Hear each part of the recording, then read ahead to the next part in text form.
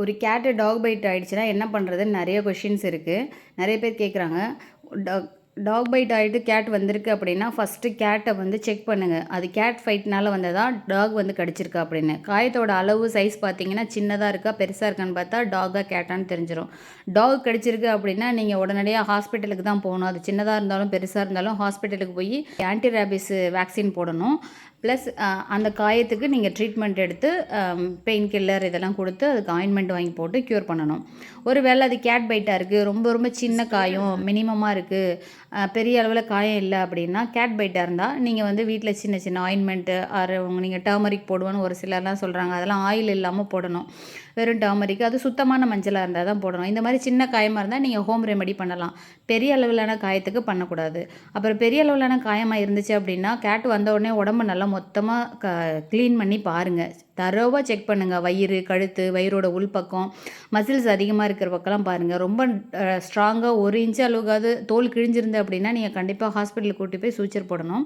இந்த கேட்டுக்கு talk byte ஆகிட்டு ஆனால் டாகோட நெயில் வந்து உடம்புக்குள்ளே இருந்தது தெரியாமல் ட்ரீட்மெண்ட் பண்ணி அது இன்ஃபெக்ஷன் ஆகி சீழ் பிடிச்சி இவ்வளோ பெரிய காயமாகி இவ்வளோ பெரிய சூச்சர் போட்டிருக்காங்க.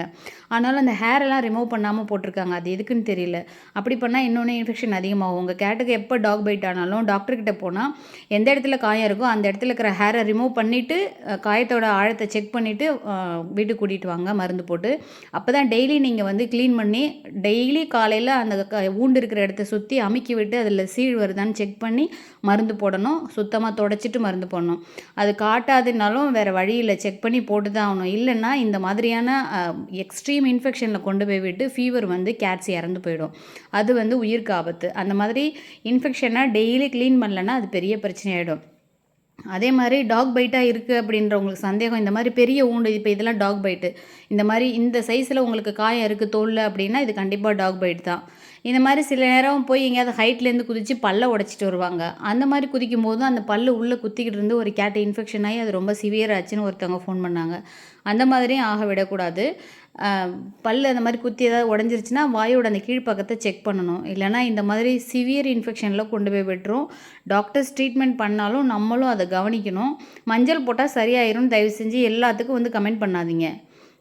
அப்படி எல்லாத்துக்கும் மஞ்சள் வந்து சரியாகாது. இன்ஃபெக்ஷனான புண்ணெல்லாம் வந்து மஞ்சளில் சரியாகாது. இதோ இந்த மாதிரி இது நம்ம குட்டு அவனுக்கு அடிபட்டப்போ நாங்கள் இப்படி தான் ஹேர் ரிமூவ் பண்ணிவிடுங்க. இந்த மாதிரி ஹேரை எடுத்துட்டு மருந்து போட்டு கொண்டு வாங்க வீட்டுக்கு.